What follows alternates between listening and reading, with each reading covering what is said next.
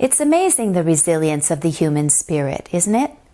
Think back on your own life, on the challenges you or others you know have had. Challenges come in varying degrees of difficulty and intensity. Resilience is the ability to become strong, healthy, and successful again after something bad happens. How resilient are you? New scientific research shows that there are 4 types of resilience we can work on and develop our strengths in. They are physical, mental, emotional, and social resilience. We can actually build our resilience by doing some very simple things. Would you like to know what they are? Let me tell you. 1. Physical resilience. Never sit still for more than 1 hour at a time. You don't have to be a superstar athlete. Just get up and move around. It creates momentum. Once you get your energy moving, it keeps you moving. 2. Mental resilience. Tackle tiny goals regularly to boost your willpower. Why tiny? Because you know you can be successful. Puzzles, games, new hobbies, read books, travel, exercise. Keep your mind stimulated. 3. Emotional resilience. 3-to-1 positive emotion ratio. Experiencing 3 positive emotions for every negative emotion will dramatically improve your health and your ability to successfully undertake any problem you're facing. 4. Social resilience. Reach out to one person you care for every day. This is the way we get strength from our family, our neighbors, our friends, and our community. Another great way is through gratitude and touch. Science shows that people who regularly boost their physical, mental, emotional, and social resilience live 10 years longer than everyone else. It's remarkable how little feats, simple little easy feats, can have such a profound impact on what you feel and how you live. I guess the key in all of this life is to understand that the power lies within you. The power is in your hands to create the life that you want to live, merely by doing simple little things on a regular basis. It's been proven to add years to your life. So what's it going to take to make the difference in your own life? What's it going to take for you to accept to be the master of your life? I guess really, the first place to start is to make a commitment to yourself. You can do it. You can give that love to yourself. You can be courageous.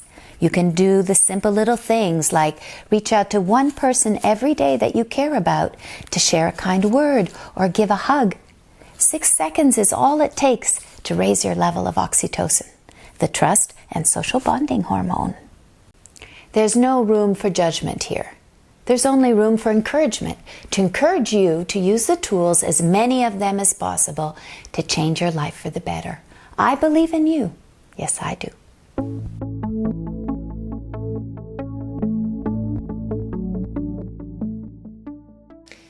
Month 4, Week 3, Resilience. This week we're going to talk about negative self-talk and how it impacts us. And we're also going to talk about social resilience and the hormone oxytocin. And the mind-body alignment. So, making negative statements can be excuses for not taking action.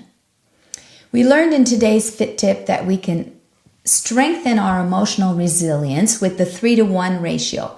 That is, for every negative statement we make, we need to replace it with 3 positive ones. So, for example, I'm bad, I'm no good. Well, I'm going to ask Eleanor here how she would transform that negative self-talk, I'm bad or I'm not good, and replace it with 3 positive ones. Well, for I'm bad, you could say, I'm on a learning curve. That's good. I'm human. Mm-hmm. Or, I'm good at starting again. I'm good at starting again. That's a good one. Take notes. How about, I'm so lazy.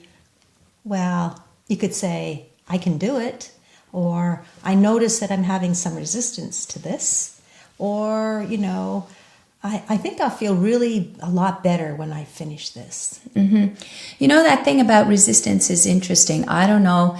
It occurred to me, this is where self-awareness has been such a useful tool for me. I remember one year lying on the couch And knowing, and not only if it's happened to me often, lying on the couch saying, I should do this. And then a part of me says, I don't feel like it. And a part of me says, you really should do this. And then I go, I don't feel like it. And at one point, through my self-awareness, I realized, oh my God, I'm wasting so much energy with this struggle of resisting what I have to do. So when you notice you have resistance, and when you acknowledge it, it actually seems to help transform it. So actually, I just got up and did it. It took like 2 minutes and I got over myself. And also, Lisa, we have all different parts of ourselves. So if we address those parts that say, I don't want to do it, just acknowledge that part of yourself. Okay, so you don't want to do it, but you know what? I really want to have it done, so I'm going to go and do it. So just sometimes just addressing that part and acknowledging that it's there will help you to move forward. So with that, Henry Ford has something very good that he says. Exactly. Okay. So he says, whether you think you can or whether you think you can't, you're right. Right. Yeah. So what you put in here is what you end up with. Exactly. So our affirmation for this week is, I am in complete control of my thoughts and my actions and my life. Yeah. So the key. we are in complete control. Yeah, we're in complete control. Yeah. Well, we may not be in complete control, but we're working at being in complete control. And what to me, what this affirmation means is that the power lies within me. The power lies within you to take control of your life, to take control of your thoughts, your actions. So that is important to acknowledge and to accept that you have the power, that it lies within you. Exactly. And there's lots of things we can do to help ourselves, stay in that powerful place. And one of them is, we were saying about social resilience. So reach out, to somebody you really care about every day. And this helps you to have social resilience. And it helps you to release a hormone that we naturally produce in our bodies called oxytocin. And it is produced in our brain by our hypothalamus, and it's a hormone that keeps you feeling good. So it's called the cuddle hormone. Yes, it's called the cuddle hormone, or the love hormone, or the trust hormone. It goes by several names. And what this hormone does is we release it by hugging or touching someone or thinking about somebody special. Doing positive actions, doing something for caring. Yeah, caring about somebody, doing something special for people. Exactly. And you can do it by petting your animals. You can release oxytocin in your brain. And it helps to reduce stress and anxiety. It promotes a more restful sleep. It helps with weight loss. And even when you release oxytocin, even pain doesn't hurt as much. And it also promotes attend and befriend instead of a fight or flight. And it gives us an overall sense of well-being and happiness. And our bodies, it produces it naturally. Especially when you exercise. When you exercise, when you take a deep breath, and you go, Let's try it together. Yes, good idea. Okay, inhale.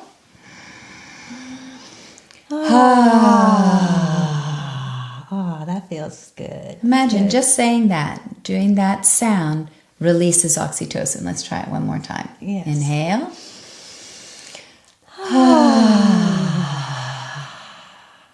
And especially if you don't have somebody to touch, in that particular moment, just by making that sound, you can release oxytocin. And also when you go to exercise class, that's why you feel so good when you come out of exercise class. You've released oxytocin and you've done some exercise, you've had some social time with others that are doing the same thing. So so go ahead, hug someone, release some oxytocin. Yeah. The other thing that I think we've been working on a lot since the month 1, week 1, is our alignment. We've been aligning our mind and our body so that what we intend, what it is that we desire, our body is supporting us for success. And there's examples of alignment, which are, for example, for me, I can talk about grounding. For me, grounding is a body-mind alignment. So we know our feet touch the ground, but when we really energetically connect to the ground, we end up releasing tension in the body. And that tension, we have that tension, we hold ourselves up against the world. I think I've mentioned this before in the very first month of the coaching. So you have to release this tension is about trust. So grounding is about letting go of control. In order to let go of control, you have to trust. So for me, that creates a body-mind, a body-spirit reality where the two become one. Another example is in the heart chakra. The heart chakra, which is here in your heart, that's where you end up having to practice forgiveness. And that forgiveness that you practice is what is going to open and free your heart. And also, breathing into the heart and opening up through this part of the body is going to release some of the tension. So there's an example how working both the mind and the body together create an alignment. Posture is key to your alignment. It opens up the energy pathway, the channel. It increases the flow of energy that's supporting your energetic connection, integral to our somatic reality. That's the place where our physical body and our spirit are one, and that we are able to perceive it. Another example would be your center. Being centered. It's a physical place. It's a way of organizing yourself in your body. It's also a headspace. Exactly. And the power is within you. So go ahead and cultivate it. You know, that's what's really, really what we've been doing in these last 4 months. Yeah, the power is within you. Go ahead, cultivate it. Keep becoming, developing your self-confidence and building on that self-confidence so that you have all that you need to carry you through in fulfilling these challenges. So I think I'm going to stimulate a little bit of oxytocin, and I'm going to give my friend Eleanor here a hug, because you can maybe hug yourself if you want, or your cat or your dog. Thank you, Eleanor, for all that you've done for me. You've done many things for me, and I really, really appreciate it. You're very welcome, Lisa. Good. I don't know why she's giggling, but she's got the giggles.